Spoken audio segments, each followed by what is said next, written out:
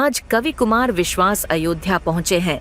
यहां पहुंचते ही उनका एयरपोर्ट पर भव्य स्वागत किया गया। कुमार विश्वास के पैर धोए गए, उनके तिलक लगाया गया, फूलों की वर्षा की गई। रामनगरी पहुंचकर कुमार विश्वास भक्ति में लीन दिखे।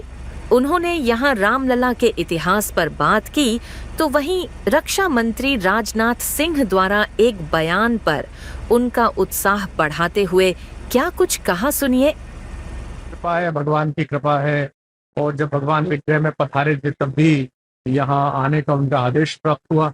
इस अंचल में कहीं भी जाइए तो मन करता है कि जिसके विषय में स्वयं भगवान ने कहा, जन्म भूमि मम पुरी सुहावन। और इस समय तो जिस तरह का वैश्विक विस्तार होना चाहिए उसका यत्किंचित प्रयास समाज ने किया है, देश ने किया है, व्यवस्थाओं ने किया है, तो इसलिए और अधिक रुचिकर लगता है। जो पहले एक मन में ग्लानि होती थी, दुख होता था कि जहाँ त्रैलोक्य के अधिपति ने अपने स्वयं को शरीर के रूप में स्थापित किया, धारण किया, और जहां से विलोपित हुए अपनी ही सृष्टि में, वहां ठीक से व्यवस्था नहीं थी। अब आते हैं तो एयरपोर्ट भी बहुत सुंदर है, रेलवे स्टेशन भी बहुत सुंदर है, सड़कें भी अच्छी हुई हैं, तो मन में अतिरिक्त स्नेह जागता है उस सब व्यवस्था के प्रति जो भगवान ने करा दिया। मेले में लगातार श्रद्धालुओं की संख्या बढ़ रही। प्रयागराज दर्शन करने के बाद अयोध्या काफी संख्या में श्रद्धालु आ रहे हैं।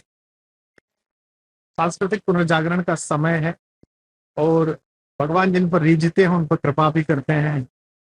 भगवान जिस पर रीझ जाते हैं उसको सत्ता दिला देते हैं, चाहे वे सुग्रीव हों, चाहे वे विभीषण हों, जो उन्हें हृदय में धारण करते हैं, जो उनके काज के लिए अनवरत प्रयास करते हैं, भगवान उन पर रीझते हैं। माघ मेले के श्रद्धालुओं को बहुत बहुत शुभकामनाएं।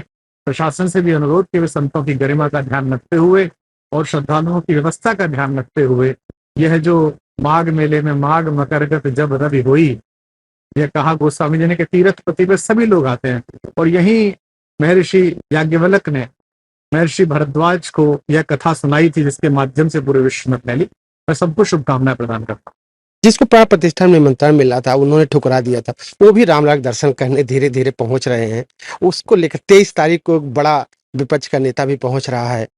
इसको लेकर कहा था कि आप दल से विरोध कीजिए, राम से विरोध मत करिए, क्योंकि राम से द्रोह करके, द्वेष करके संसार में किसी की सरी नहीं, कोई ठीक से रहा नहीं।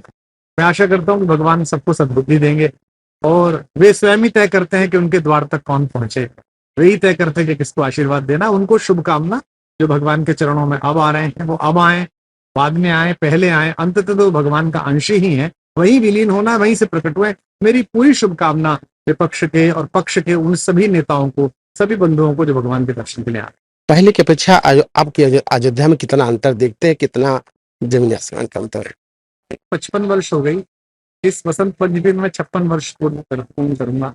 मैंने 17-18 वर्ष की आयु में पहली बार दर्शन किए थे। तब से लेके आज तक एक पूरा कालखंड बीता है। हम लोग सौभाग्यशाली हैं कि जो लोगों ने 500-600 वर्षों में नहीं देखा, वो हमने इस कालखंड में देखा।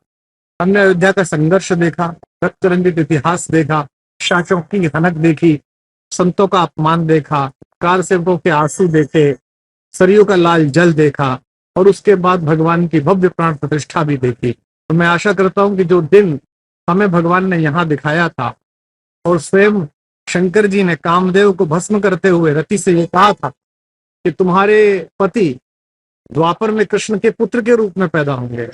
तो राम कथा के आदि आचार्य शंकर जी से प्रार्थना यह है कि आपने अपने एक देवता के तो भव्य दर्शन करा दिए, दूसरे देवताओं की यथाशीघ्र भव्य दर्शन कराए। सर, आखिरी सवाल सर, रक्षा मंत्री ने अपने पड़ोसी को बिना नाम लिए पागल कहा और कहा पागल सावधान रहना चाहिए, कब क्या कर दे, इसके लिए स्वदेशी हथियारों की उन्होंने ज्यादा तत्व किए।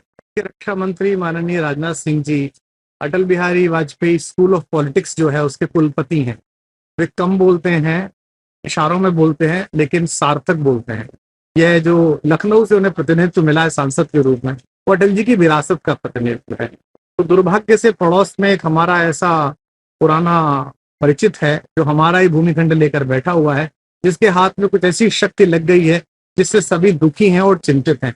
उसे सचेत रहना और सावधान रहना, यह भारत का संकल्प भी है और उत्तरदायित्व भी है। उसी के अनुकूल उन्होंने ये प्रश्न का उत्तर दिया है, और भारत इस समय सक्षम है कि किसी भी मूर्ख की मूर्खता को समुचित रूप से दंडित कर सके।